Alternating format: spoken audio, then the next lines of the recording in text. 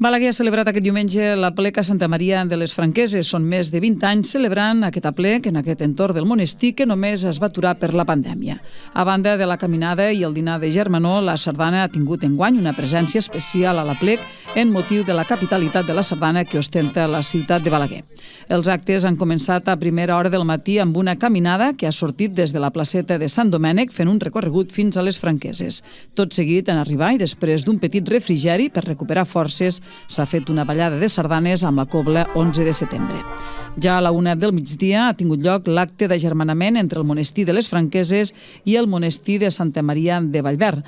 L'agermanament l'han signat Àlex Rubio, president de l'Associació d'Amics del Cister de Santa Maria de les Franqueses, i Xavier Mora, president de l'Associació Amics de Tragó de Noguera. Tots dos han explicat que aquest acord permetrà tenir més força per conservar i difondre aquest patrimoni.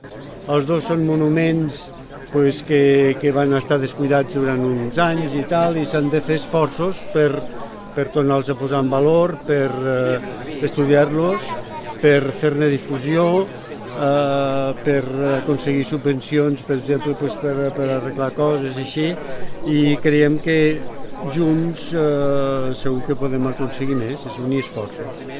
Ara, com vam fer els 850 anys de la Fundació de Santa Maria de Vallverd, allí hi havia presents els amics de l'Arxiu Bibliogràfic de Santes Creus, doncs hi ha hagut relacions amb Poblet, i segueixen sent, hi ha hagut relacions amb Vallbona de les Monges, i, clar, nosaltres, Vallverd i les Franqueses, som les dues realitats cistercenques que tenim aquí a la nostra comarca, no?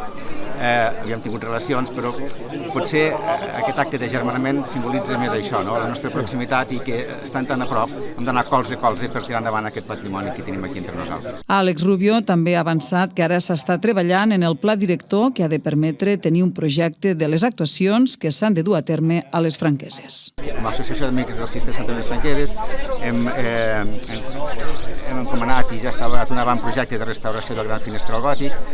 Ara segurament contractarem ja el projecte i després, que se suposa quan tinguem el projecte ja tindrem també el pla director, intentarem a veure si aquest gran finestral gòtic que tenim aquí doncs es pot restaurar, perquè això és tornar la dignitat a aquesta façana principal del temple. En el cas del monestir de Santa Maria de Vallverd, Xavier Mora diu que l'objectiu ara és la conservació i reconstrucció d'una part de les ruïnes que encara queden. Després, una assignatura pendent que tenim allí a Vallverd és l'arqueologia, perquè allà, aquí em sembla que ja ho vau fer de baixar el nivell. Aquí també està reple de terra, i aquí ens podrem aprofitar de la seva experiència per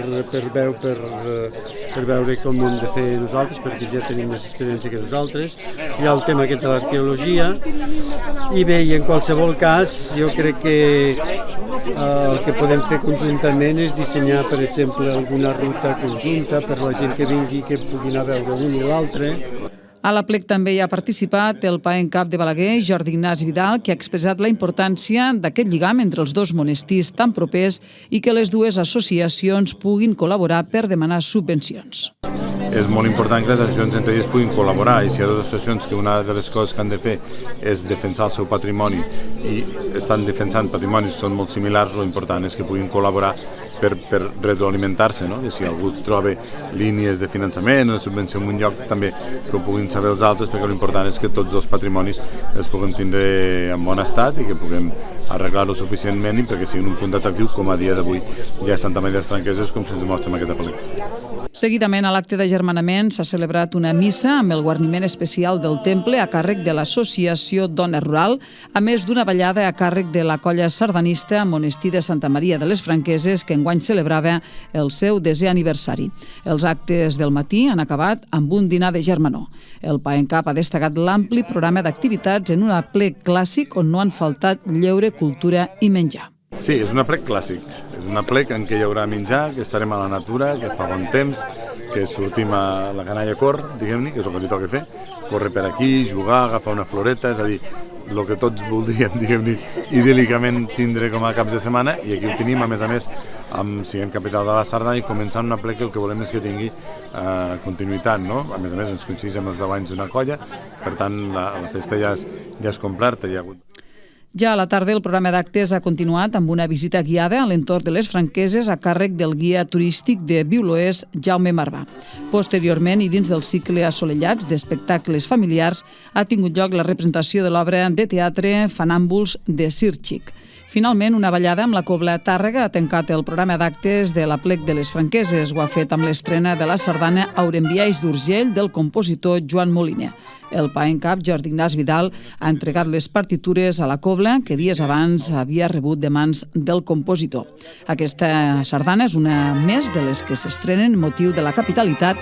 Destaca, però, que els pares de l'Aurembiaix, els comtes d'Urgell, són els que van construir el monestir, fet que encara dona més valor a l'estrena d'aquesta sardana.